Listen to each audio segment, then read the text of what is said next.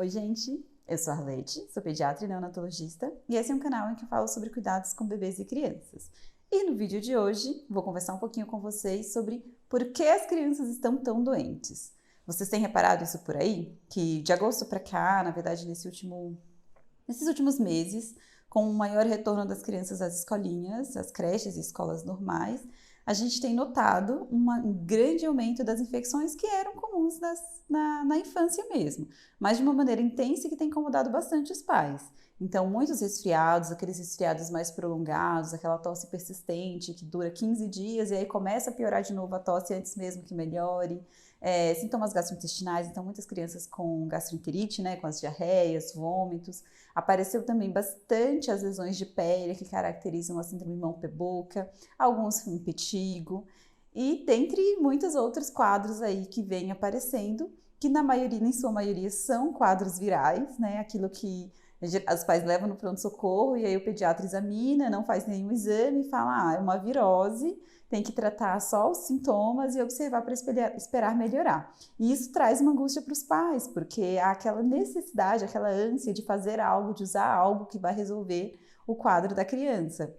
E na maioria das vezes, os médicos que fazem um bom atendimento, que fazem um bom exame, o exame físico da criança, optam tanto por não submeter a criança a exames desnecessários, quanto a não submetê-las a tratamentos que não têm nenhuma evidência de eficácia. Então, aqueles inúmeros xaropes no mercado para tosse, as medicações para às vezes segurar uma diarreia, as lesões de pele geralmente não têm tratamento específico mesmo, é só esperar a cicatrização natural do organismo. E aí fica, mas por que isso? Como que você sabe que é um quadro viral, que não é uma infecção mais grave?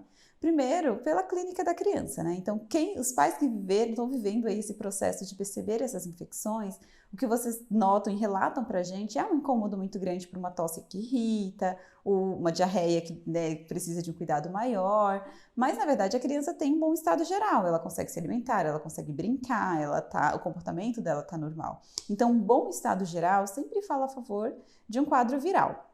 Outro fator no exame físico que chama atenção é que as infecções bacterianas, então a infecção de ouvido, a infecção de garganta, a pneumonia, a infecção de urina, são infecções geralmente muito localizadas. Elas têm tanto sintomas característicos daquele local acometido, quanto no exame físico a gente consegue detectar algumas coisas características. Por exemplo, a diferença do resfriado para uma pneumonia está na história clínica, então o bom estado geral da criança, associado uma ausculta pulmonar, que a gente diz que está limpa, né? Mas na pneumonia existem características específicas da ausculta pulmonar que nos levam a suspeitar de uma pneumonia, então a indicação de um raio-x de tórax, que na maioria desses resfriados não está indicado.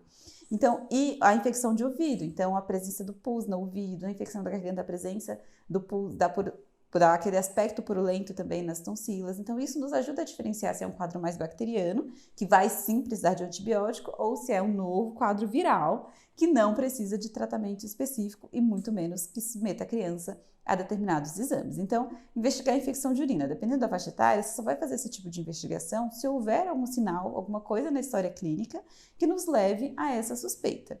Então, resumindo, o fato é que nesses últimos meses nós estamos tendo realmente muitas viroses, muitas infecções causadas por vírus. E um detalhe, a própria Covid é uma virose, é uma infecção causada por vírus que não tem tratamento específico, como todas as outras que a gente está vendo aí.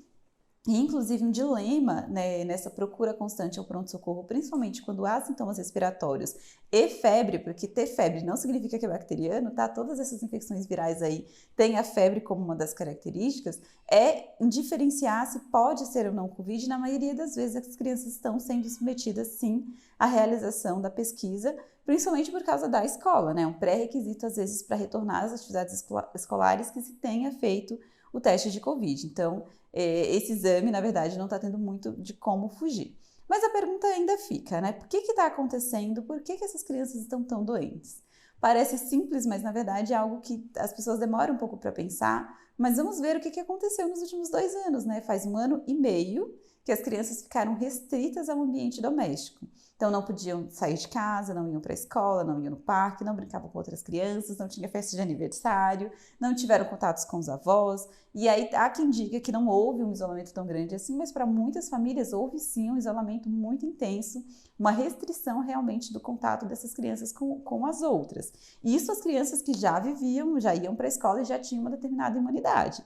Agora, vamos pensar nas crianças que nasceram nesses últimos 3 anos e que nunca tinham ido para a escola, nunca tinham saído de casa, nunca tinham tido contato com outras crianças fora do ambiente familiar e, de repente, se juntou essas crianças num ambiente em que elas trocam brinquedos, trocam alimentos, elas se abraçam, se beijam.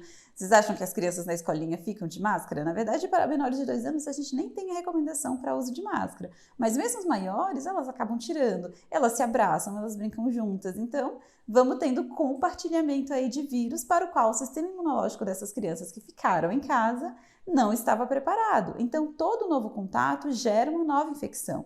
E, infelizmente, vai ser assim nos próximos meses, até que todas essas crianças façam de novo aí uma estrutura imunológica que as permita não adquirir essas infecções a cada novo contato.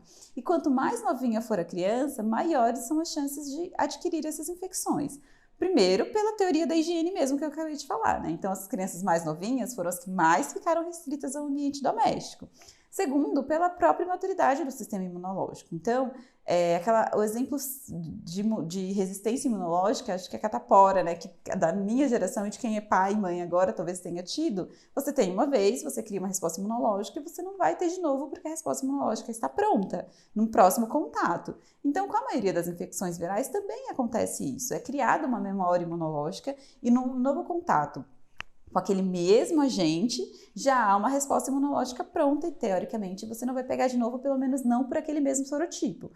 Aí tem esse detalhe também, que, por exemplo, na mão boca, que é causada pelos herpes vírus, às vezes é raro, você nunca vai ter de novo pelo mesmo vírus, mas existem vários vírus, vários sorotipos de vírus que causam a doença. Então, é até possível sim que a criança pegue mais de uma vez. Mas o fato é que após um contato, após criar uma resposta imunológica, a chance de uma nova infecção por aquele mesmo agente é menor. Então, à medida que a criança vai tendo contato com as outras, vai sendo exposta a esses agentes, vai criando sua resposta imunológica, gradualmente a incidência dessas infecções vai reduzir. E é importante a gente lembrar também que o sistema imunológico ele é único. Então, ele é extremamente variável de uma pessoa para outra. Então, há crianças que têm um sistema imunológico melhor, que respondem melhor e mais rapidamente a essas infecções e logo ficam bem, e há crianças com o sistema imunológico um pouco mais comprometido, que não necessariamente significa uma imunodeficiência, um comprometimento, mas que demoram mais para responder, que ficam mais tempo doentes, que pegam maior número de infecções. E o mais importante, então, é fazer um acompanhamento regular da sua criança, acompanhando com o pediatra, recebendo as orientações,